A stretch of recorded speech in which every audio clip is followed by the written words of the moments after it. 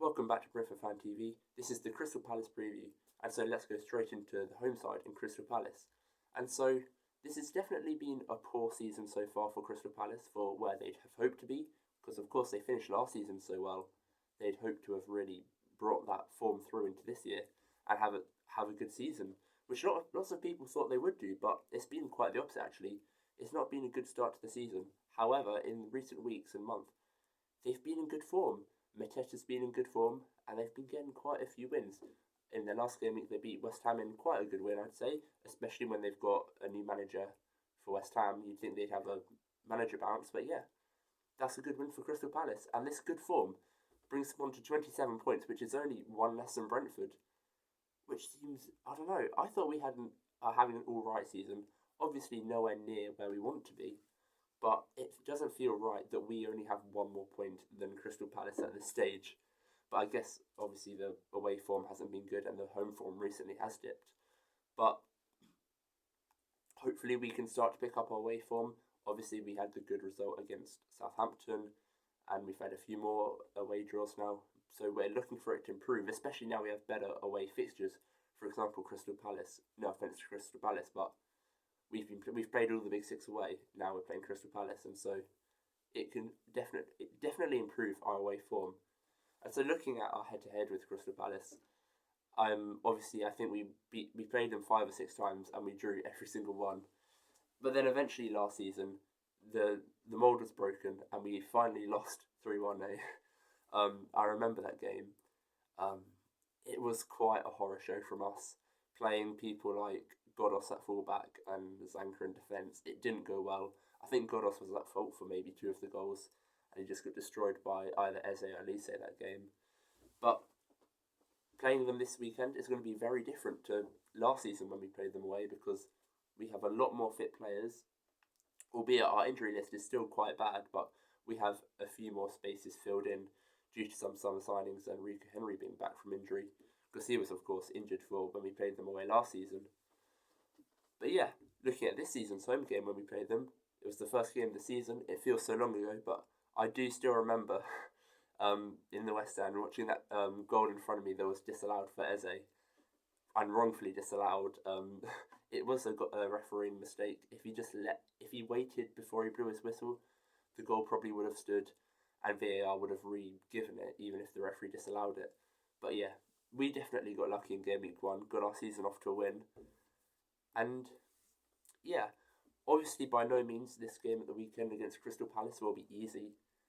They've got great fans, of course, a good atmosphere, and it's just a difficult game, Crystal Palace. The team's in a good place. Obviously, they're in good form. I think Glasner's got it back under control now. There's obviously players like Munoz who just seem to be really underrated. You know, great work rates and just all round good general play. But yeah, going into our predicted 11 now for the game, I'm going to say the Brentford predicted 11. And I think there's a few talking points. In goal, obviously, there'll be Flecken. But this is the first big talking point. I'm putting Keane Lewis Potter at right back. And I know that might seem quite odd. Well, our only other available right back is Mads Roslev. And we've been playing Keane Lewis Potter at left back. But let me cook. So I'm going to say Keane Lewis Potter, right back.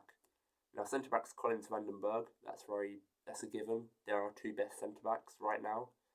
Vandenberg has been brilliant in recent weeks at centre back, playing in his actual position, not at right back where he's been forced out to. And then at left back, I'm putting Rico Henry. And so Rico Henry, this would be his first start since being back from injury. I think it's about time we get him back into the team, integrated in, because he's such a good player. In my opinion, one of the best English left backs. It's just unfortunate he's been injured for the last year and a half. And so putting Rico at left back means Keane Potter can go to right back, even though he's more of a left-sided player. And I think, I don't know, it's really hard to tell how this would affect the team's balance. Because obviously if we had, say, Mads at right back, it would be more balanced because, say, the left back can go up more and Mads would, say, sit a bit more. And it would create, say, more of a 3-3-4 in possession with a front 4 than of Mbermo, Wisashada, and that left back who was Keane Lewis Potter joining the front 3, making it a front 4. And so I do understand with this sort of setup, it could be a bit unbalanced. But obviously, we can balance it up with the midfield. So a midfield three of Norgard, Jensen, and Damsgaard, that would be brilliant. As long as they're all fit, it's probably our best midfield, the Danish trio. And obviously, with players like Damsgaard, he just pops up anywhere. He can go. Some games he's taken on defenders.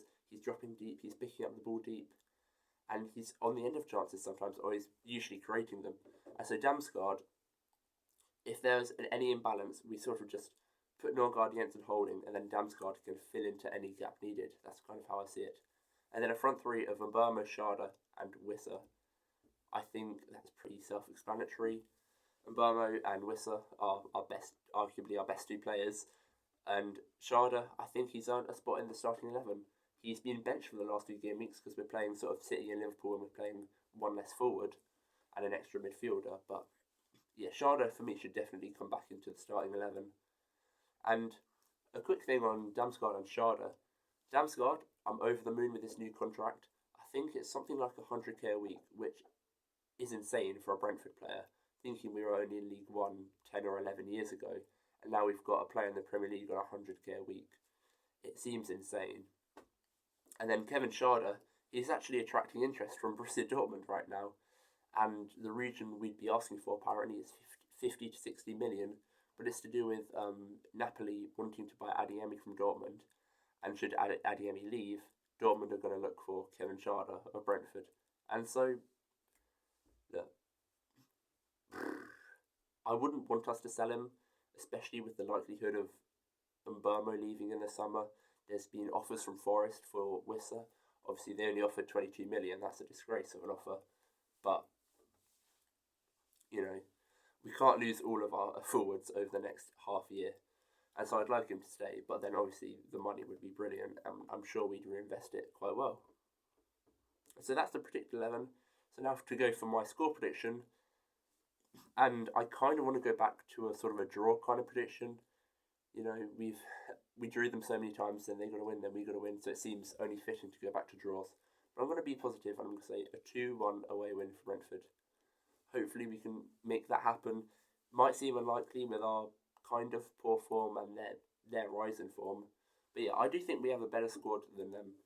And should we apply ourselves, have the right atmosphere, we should definitely go ahead and get that win. So thank you guys for watching, and see you in the next video.